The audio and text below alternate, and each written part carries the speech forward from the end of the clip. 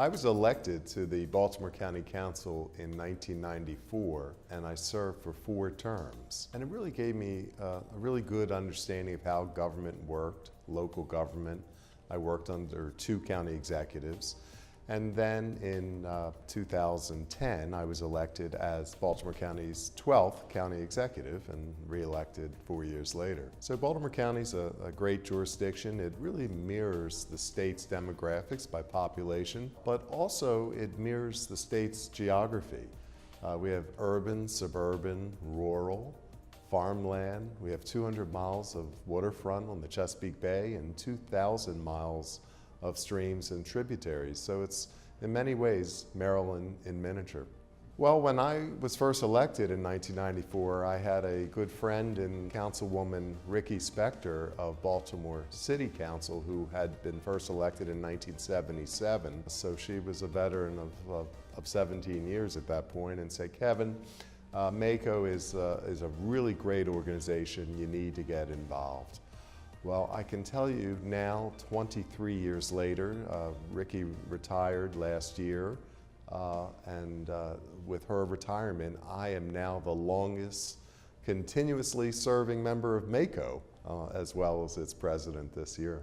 So the summer convention is really one where people come from all over the state. This is really a great opportunity. It's a highlight of any member of MACO. From August 16th to the 19th, and it's always held in Ocean City, highlighted by a 2-day fair within the convention center where there are 250 booths, always a waiting list of companies wanting to try and get a booth, that really offers the opportunity for 2,000 MACO member participants to kind of get a sampling of what products are out there. And if you think about it, MACO represents 24 jurisdictions, and we're the only nonpartisan, nonprofit organization representing local government in Maryland. Our combined budgets are $30 billion, so it's a substantial investment that county governments make, and MACO gives an opportunity for the county governments to not only communicate with each other, but communicate with the outside business world to get a sense of what is being offered to help improve our delivery of services and make us more effective and efficient.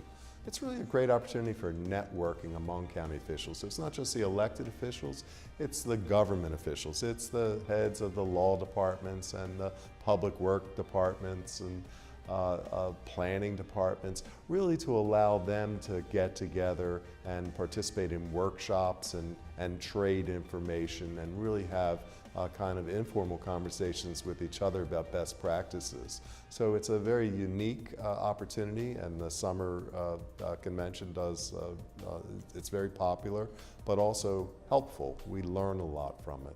Well, you know, tech today is everything, and in Baltimore County particularly, we have used technology in all ways possible to make us more efficient and effective. So we can deliver services more effectively, but also save taxpayer dollars. In general, if you think about tech needs for every county, we're facing in the terms of how do we expand broadband, how do we address cybersecurity issues, how do we do rollout of body cameras, because that has a tech component to it. And again, the way I said how we use it in Baltimore County, really to make government more efficient and effective.